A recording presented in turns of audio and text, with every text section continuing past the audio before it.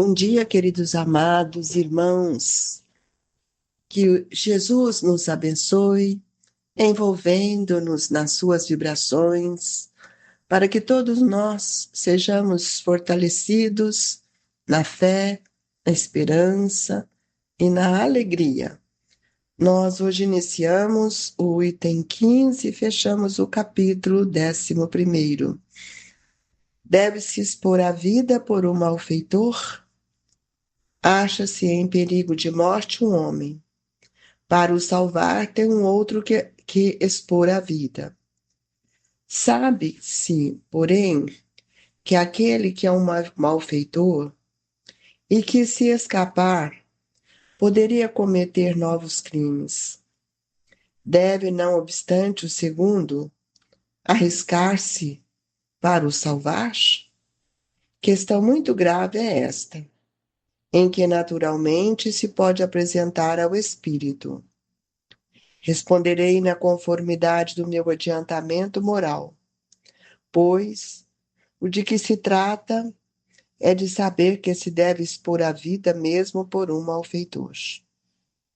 O devotamento é cego, socorre-se um inimigo, deve-se, portanto, socorrer o inimigo da sociedade a um malfeitor em suma. Julgais que será somente a morte que em tal fato se corre a arrancar o desgraçado? E talvez a toda a sua a vida passada, imaginais, com efeito, que nos rápidos instantes que lhe rebatam os derradeiros alentos de vida, o homem perdido volve ao seu passado, ou que antes este se ergue diante dele. A morte, quiçá lhe chega cedo demais. A reencarnação deverá vir a ser-lhe terrível.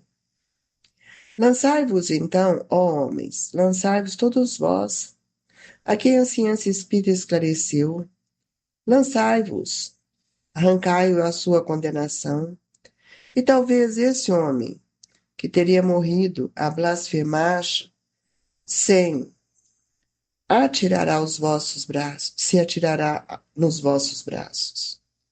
Todavia, não tendes que indagar se o fará ou não. Socorrei-o, porquanto, salvando-o, obedeceis a essa voz do coração, que vos diz, pode salvá-lo. Salva-o. Lamennais, Paris, 1862. Amado Jesus, querido Mestre, nesta manhã sublime, em que nossos corações vibram no diapasão do seu Evangelho, nós te pedimos, Jesus, que nos socorra, que nos fortaleça, que amplie o nosso olhar para as questões da vida. E que assim, Senhor, fortalecido nesse ideal sublime, é que iniciamos as reflexões que nos levam e nos permitem a perceber quem somos e o papel que cada um de nós devemos realizar. Que o Senhor esteja conosco, que assim seja. Amigos, eu vou tornar a ler essa pergunta. Acha-se em perigo de morte um homem. Não falou quem ele era. Para o salvar, tem um outro que expor a vida. Vamos supor que eu esteja no mar.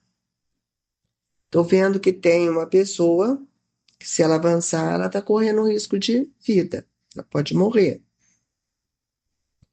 E eu estou vendo, mas eu não sei nadar. Então aqui fala, sabe-se, porém, que aquele é um malfeitor e que, se escapar, poderá cometer novos crimes. Deve, não obstante, o segundo arriscar-se para salvar. Eu estou diante do mar. Estou vendo uma pessoa debatendo na água. E eu sei que ele é um malfeitor, um ladrão, uma pessoa assassina, uma pessoa que eu não gosto. Eu vou avançar na água? Se eu soubesse nadar, deveria enfrentar para dar a mão para ajudar.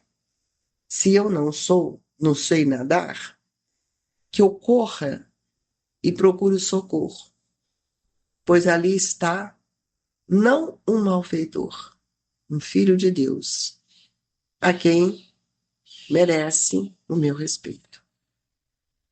Nós, com essa pergunta e essa questão que Kardec traz pelo espírito de Lamennais,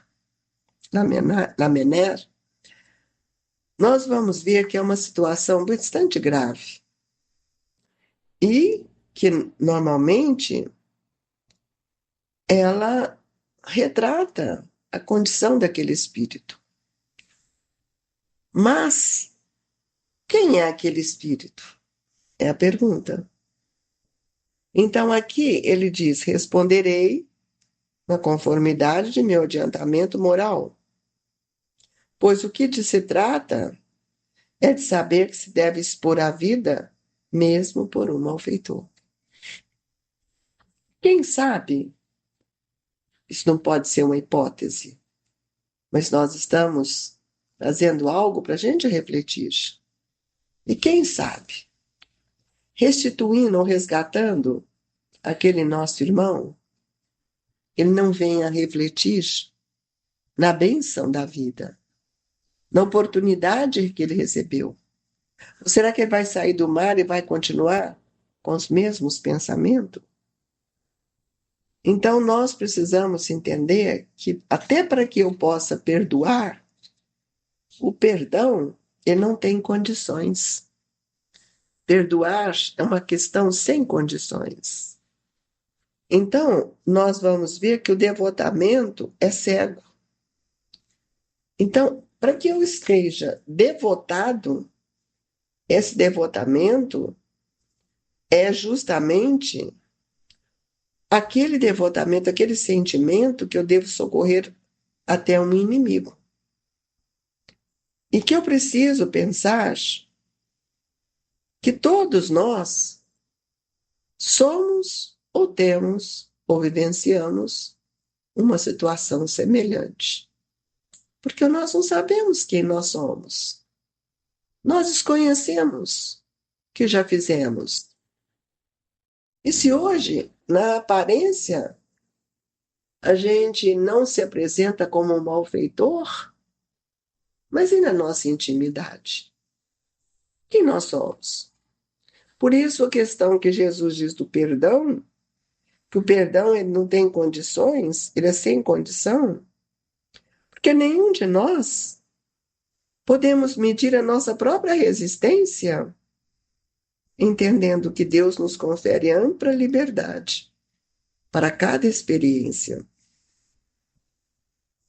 Só que quando nós vamos viver essas experiências, infunde no nosso pensamento aquilo que nós já temos, que é a tolerância, que é um princípio inalienável que nós temos que ter para buscar o nosso autoaperfeiçoamento e que vai fazer com que a gente possa ter, sem dúvida, a questão que nós chamamos de confiança, de compreensão, de amor. Então, nós devemos, em todas as situações, respeitar o ponto de vista de cada um. Porque muitas vezes ainda não respeitamos.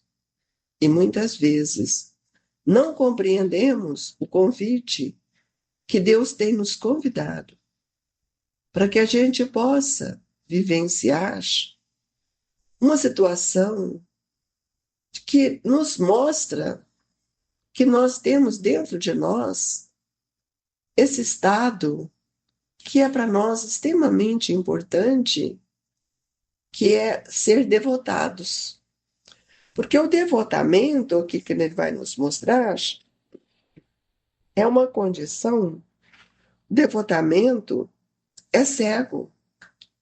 Eu não tenho que olhar para um e para outro. Então, todas as vezes que eu vou fazer alguma coisa pelo outro, eu preciso pensar no que passa na minha intimidade. E nós vamos construindo dentro de nós um monumento de fé, que muitas vezes nós trazemos uma atitude de prece, pedindo a inspiração divina, para que a gente possa ajudar o próximo, socorrer até o inimigo. E quem nós temos que socorrer o inimigo é pensar que ele é um irmão e não só um malfeitor. Julgais que será somente a morte que, em tal caso, se corre arrancar o desgraçado? É talvez a toda a sua voz passada. Imaginais com efeito que nos rápidos instantes que lhe arrebata os derradeiros alentos da vida, o homem perdido volve ao seu passado, ou que antes este se ergue diante dele. Então, todas as vezes que nós voltarmos ao mundo espiritual, nós vamos defrontar conosco mesmo. Todo o nosso passado desenrola em nossa vida.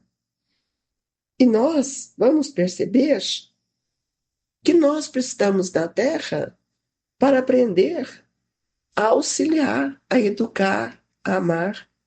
Então, nós devemos expor a nossa vida de qualquer forma para auxiliar o malfeitor?